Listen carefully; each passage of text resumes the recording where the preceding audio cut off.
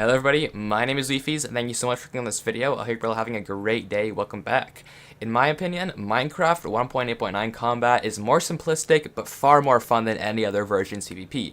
That being said, I did grow up with it, so maybe I'm a little bit biased. However, because that is my favorite PvP version, today, as you saw by the title, I'm going to be showing you 9 different ways to improve at Minecraft 1.8.9 PvP.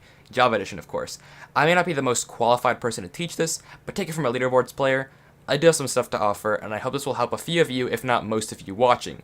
Disclaimer, there are some people that will be far better than I am, many people actually, that can easily destroy me, and some people who are worse than I am.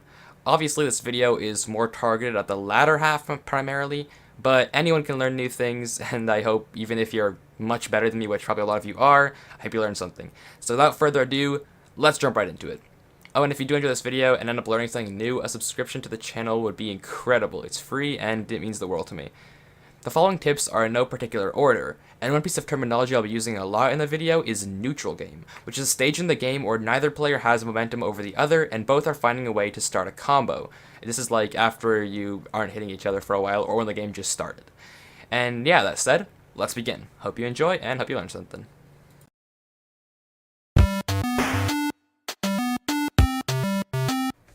The first tip is to learn the method of sprint resetting. While block hitting does somewhat fall into this category, I'm going to cover it on its own because it isn't as movement based as the other following methods. Sprint resetting is a way to increase your knockback and in some cases take less knockback as well. W tapping is by far the most popular option, but all three main methods work just fine if executed right. For those of you who are unfamiliar with W tapping, it involves releasing and then re-holding the W key after you land an attack on your opponent. Some people that I've just met spam click their W key, which generally isn't a very viable way to perform this method, but it will work every now and again in games like sumo duels or other small arena PvP. W tapping requires you to have a sprint key or toggle sprint. I personally dislike toggle sprint because it limits my motion, so I have shift bound as my sprint key. When PvPing, I always hold down shift and then W tap as needed. That being said, if I'm ever in a situation where I don't want to sprint, I just unhold shift. Very simple. S-tapping is very similar to W-tapping, but instead of releasing a key, you always hold down W, and then after you land a hit on your opponent, just tap S. Don't hold it, just a quick press to stop your sprint. I generally S-tap when bridge fighting, as halting your momentum is a good way to not get hit off, and in some cases take less knockback as well. That being said, I generally S-tap less in normal PvP, because the stop of forward momentum gives your opponent the opportunity to land a combo if you miss your hit. Plus, it's harder to continue a combo while S-tapping because it resets you to the neutral game, so any momentum you had was lost. 7-tapping is a bit more complex, but it involves rapidly pressing your A and D strafe keys, which may be harder because it involves more precise timing. That being said, it works well to create erratic movements, which will be harder for your opponent to predict. Out of all these methods, I highly recommend W-tapping, and if you want to learn more, check out my video in the top right now to learn how to W-tap. It's a really good tutorial in my opinion, helped a lot of people, and I hope it helps you as well.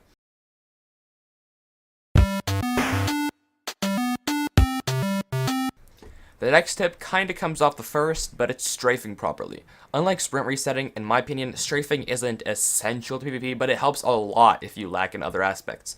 In my eyes, there are two instances of strafing, and two main types of strafing. The two instances are combo strafing and neutral strafing. Both describe exactly what they sound like. Neutral strafing is strafing the neutral game when fishing for the first hit of a combo, and combo strafing is strafing during a combo. When neutral strafing, a little known handy tip is to approach diagonally. When first fighting, approaching straight on makes it easier for your opponent to hit you, but if you approach at an angle, your hitbox will be orientated in a way that makes it harder for your opponent to hit you, and easier for you to hit them. And now that brings us to the two more known methods of strafing. The first is the most popular by far, I think, AD strafing or zigzagging. AD strafing involves holding down A and D at different intervals to zigzag in a manner that makes it hard for your opponent to predict your motion. You can take this one step further and pay attention to your opponent's head. When you see them turning their head, strafe in the other direction to dodge the attack. This does require some good reactions though, so I don't do it because I don't have that good reactions, but if you can, it's super useful. I highly encourage learning how to AD strafe because it's an easier method and generally far more effective, and easy to maintain the combo as well. The second strafing type is circle strafing. Circle strafing is a bit more predictable as it involves holding one of your strafe keys for a long period of time while keeping your cursor focused on the player, so you end up going in a circular motion around them. If the opponent doesn't have the best aim, or you catch him off guard, this method is extremely effective however, and it's very hard to escape. One important difference to note between the two methods is that while circle strafing, you shouldn't use any sprint reset tactics, because you want to keep your opponent as close to you as possible so you can go around them easily. On the other hand, while AD strafing, you want to sprint reset as often as possible after every hit, generally W tapping as it continue to land high knockback hits and not get yourself hit when you strafe.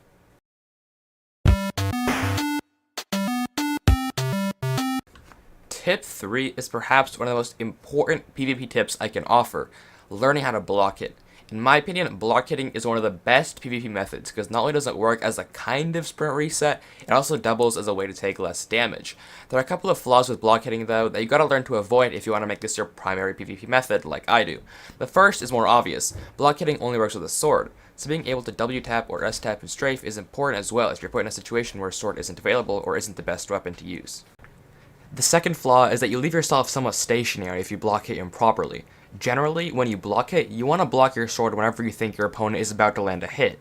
Blocking your sword too often slows you down immensely and leaves you very vulnerable to combos.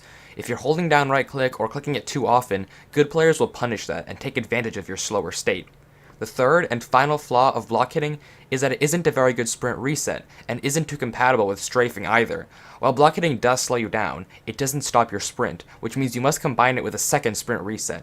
When I PvP, I often W tap and block it at the same time. Do not get me wrong, I do not click W when I block, I just use both methods at once with different timing. W tap after you land a hit, and block when you think your opponent is going to hit you. When I want to A and D strafe, I never block it because the slowdown ruins your sideways and forward momentum. Strafing in general requires higher CPS to be more effective, so I end up only neutral strafing when I play. My PvP style involves landing a block hit combo, W tapping to neutral, strafing, rodding, block hitting, repeat. And that brings us to tip number 4, rodding. When you do have a fishing rod, knowing how to properly use it gives you a big advantage over your opponent if they don't.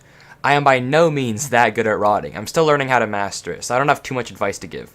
That being said, if you aren't familiar with it, using a fishing rod is a good way to halt or stun your opponent for a small period of time, so you can go in and get the hit before they do.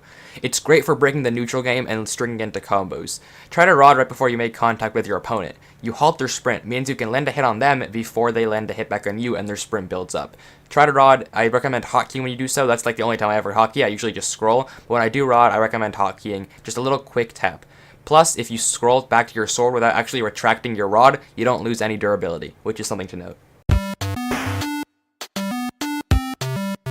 Speaking of ways to break neutral, another super important factor is CPS. While many people may tell you CPS doesn't matter, to a certain extent, it definitely does. I wouldn't say you need high CPS to do well, but I do think you should be able to comfortably click around 6 or 7 CPS for better results. There are many methods to click faster. When butterfly clicking, which is pressing your left mouse button with two fingers in alternating patterns, I get around 9 CPS, but I know people can get like 16 with that, so each to their own. I myself don't jitter click or anything. I know people ask me that a lot. I'm still able to get around 7 to 8 CPS though, just regular clicking, which I find is generally enough to be fine, by the way. You don't need that high CPS to succeed, but the higher CPS, the better. High CPS isn't going to hurt you if you can still aim. CPS is important in neutral because the faster you click, the more likely you are to land your hit on an opponent before the opponent lands a hit on you. The idea applies through your entire PvP battle, but the faster you click, the more likely you are to consistently hit first and land more hits in general. CPS is good, but it's not essential. Tip number 6 is also extremely important, and it's improving your aim. Obviously, aim is important, because if your opponent is running around you or through you, you have to be able to hit them without losing their position. My aim isn't the best aim ever, as you can tell by the clips that I've been playing, but it's pretty decent. And if you want to have better aim, I recommend to generally turn down your sensitivity or mouse DPI if you'd rather do that. It helps you if you have more controlled motion, and with a slower sensitivity, it's easier to control your mouse movement. But with all things here, practicing is an essential part of getting better, and practicing your aim is the only really way to improve. There's no like secret aim strategy that I'm aware of, at least. The next tip is more general, but it's also one of the more important ones on the list. And this one is to just have generally good game sense. There's really no way to practice this, it just comes with playing a lot, learning things, and knowing what to look out for. For example, knowing when to run is very important. If you're stuck in a combo, you're being comboed really hard, it can be hard to get out if you just keep going through. And if you have the space to do so, run. Reset to neutral so there's no momentum and you can start up a combo and you don't have to be strung by theirs. Being able to hotkey is also extremely important, especially in games where you have multiple important items in your inventory, like rods and pearls. Some keys are hard to reach, like the 9 and 8 slot, Because of this, I set my F key bound to my 9 slot, so I can quickly hotkey to a pearl if I need to clutch. Speaking of which, having general game skills like ender pearl clutching or MLGing are also useful to know how to do, especially in void-based games like The Bridge, Bed Wars, or Sky Wars. Depending on the game mode, inventory management is also crucial, especially in pop PvP, but just in general. Being organized and knowing where things are in your inventory will definitely help you if you need to quickly get something out of your inventory. I was playing ranked the other day, and this person just was running away from me picking up ender pearls. However, they ended up putting the ender pearls in their inventory randomly, and so when they stopped to collect them, I had enough time to kill them, and they could have run away if they actually had an organized inventory. Just something to keep in mind. I always have a general layout playing games, which I recommend you do as well. For example, Sky Wars. My hotbar is always sword, rod, bow, pots and gaps, blocks, and pearls. Speaking of items, it's also important to recognize which items are important. For example, if playing Sky Wars, prioritize a KB rod. Also, when faced with various different weapons, know which one is the best, and know which armor will be the most helpful. A useful mod that I use, and so does Technoblade actually, is the Vanilla Enhancements mod. It tells you many different things, one of which being what enchants are an item, as well as how much damage an item does when you hover over it in your hotbar. Super useful. Additionally, it also tells you how much arrows are in your bow, so if you don't have Vanilla Enhancements and you use Forge, then I don't see the reason not to use it. It's super useful, super good mod, I do recommend. But having general game sense and knowing what things are important, when to run, how to move, being able to do general skills, super useful in PvP and will definitely help you get better. Especially in less traditional modes like Sky Wars and Bed Wars. Tip number 8 strings well with the previous, but it's being familiar with your game mode. I briefly touched upon this in the previous tip, but knowing which items are important, as well as which to use, is super crucial to succeed. This holds true in most strategy-based games like Bed Wars and Sky Wars, which I've been mentioning a lot, but I say that because they aren't traditional duels, not the 1v1. There's an arena, there's a void, and there's different types of items. You don't have the same items as your opponent, so you gotta know to work with what you have. Different items have far more value than others, and it's important to recognize that as well. Knowing how to approach someone with more armor than you is also important, something you don't really face in duels because you got the same armor as your opponent. But this time, in Sky Wars, you have to manage your stuff. In Bed Wars, you have to know what to buy. Just being familiar with your game mode all around is super useful. And yeah, example, you're playing a void-based game, get a KB weapon, such as the KB stick in Bed Wars or the KB rod in Sky Wars. Just know what's going on and know what's important. Finally, tip number 9, the last tip, is to just practice. This is always my first go-to piece of advice when people ask me how to get better at PvP. Just practice. There's no way to learn anything without trying something out, and doing so against real players, especially those better than you, is the best way to learn new things about your playstyle and things you want to adopt from your opponent if they did well. Playing with people better than you especially is really good, even on a team, because you can see what they do and ask them questions if you're up for it. If not, just watch them. I'm sure they'll share some strategy. Like, whenever I play Bed Wars, I play with people so much better than me, and I learn a lot about the game, and then I get better. But really, very few people have natural talent and start super good at the game, so practicing and playing a lot is the best way to get better. Best way to win games as well. Actually, that's not true. If you want to win games, just hack.